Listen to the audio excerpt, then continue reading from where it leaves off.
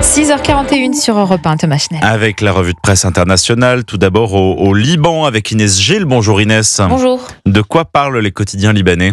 Eh bien, on parle des bombardements israéliens en Syrie. Israël a mené des dizaines de frappes visant des cibles militaires, mais aussi le quartier du palais présidentiel, selon ici Beyrouth. Des attaques qui visent à protéger la communauté druze de Syrie, affirme l'armée israélienne. En effet, des violences confessionnelles entre des groupes armés liés au pouvoir syrien et des combattants druzes ont fait plus de 100 morts près de Damas et dans le sud.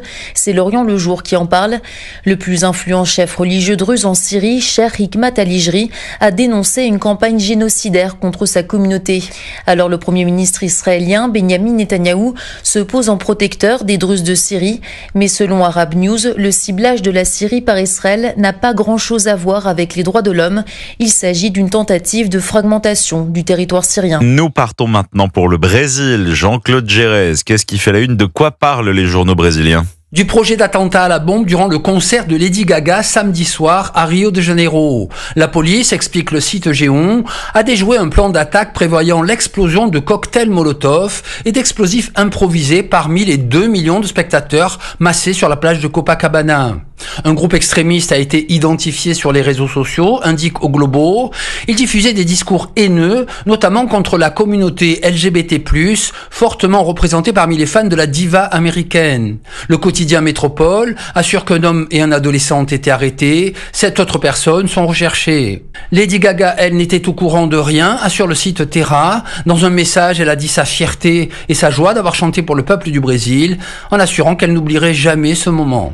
Dernière étape ce matin au Japon avec Bernard Delattre. Bernard, c'est un scandale qui défraye la chronique nippone. Un scandale ahurissant à la cour, écrit le quotidien Asahi.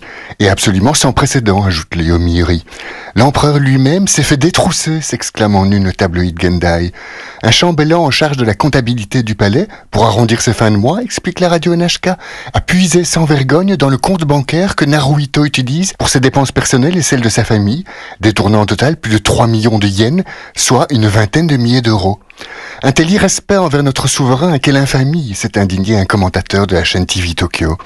Selon le site Japan Today, cette affaire est extrêmement embarrassante pour le palais, car elle démontre une absence totale d'éthique en si haut lieu.